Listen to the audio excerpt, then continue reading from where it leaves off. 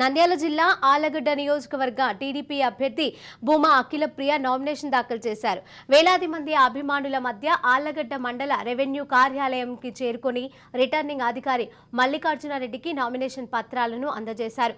మండు టెండలను కూడా లెక్క చేయకుండా అఖిలప్రియకు వేలాది మంది అభిమానులు, కార్యకర్తలు తరలి వచ్చారు. కాగా అభిమానులను చూసి అఖిలప్రియ తీవ్ర భావోద్వేగానికి లోనయ్యారు. ఆళ్లగడ్డ ప్రజలు తనకు దైవ సమానులని, వారి ఆదరణ ఎప్పటికీ మరువలేని అఖిలప్రియ అన్నారు.